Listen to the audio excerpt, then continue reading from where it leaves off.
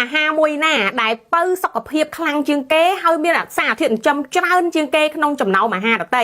គឺថ្លើមសត្វថ្លើមគោថ្លើមជ្រូកថ្លើមមាន់ថ្លើមត្រីថ្លើមទាថ្លើមអីក៏ដោយថ្លើមសត្វគឺមានវីតាមីន B12 ចំនួន 2917% គឺច្រើនខ្លាំងមែនតើក្នុងការជួយបង្កើតគ្រាប់ឈាមក្រហមអញ្ចឹងអ្នកខ្វះឈាមអីក៏អាចញ៉ាំថ្លើមឲ្យបានច្រើនហើយវីតាមីន B12 ក៏ជួយទៅដល់ដំណើរការនៃខួរក្បាលរបស់យើងផងដែរវីតាមីន A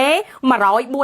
ញ្ចឹងបើអ្នកនរគ្នាខ្សោយភ្នែកមានបញ្ហាសុខភាពបេះដូងញ៉ាំថ្លើមសត្វទៅទទួលបានវីតាមីន A ធម្មជាតិច្រើនវីតាមីន B2 មាន261%សារៈសំខាន់ខ្លាំងមែនតើក្នុងការជួយជំរុញក្នុងការបំលែងពីអាហារទៅជាធម្មពលឲ្យរាងកាយយកទៅប្រើប្រាស់មួយទៀតគឺ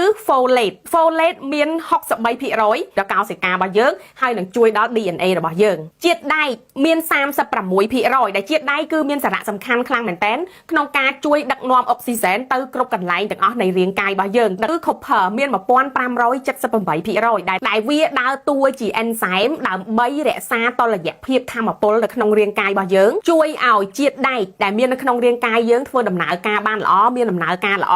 ហើយនឹងជួយទៅដល់ខួរក្បាលយើងផងដែរតងក្រោយគឺ choline ដែល choline ហ្នឹងគឺមាន 77% ហើយ choline ហ្នឹងគឺមានសារៈសំខាន់ខ្លាំងមែនតើដែលជួយទៅដល់ខួរក្បាលរបស់យើងហើយនឹងជួយឲ្យថ្លើមយើងហ្នឹងមានសុខភាពល្អហើយនឹងដំណើរការល្អអញ្ចឹងថ្លើមគឺបើជាងគេ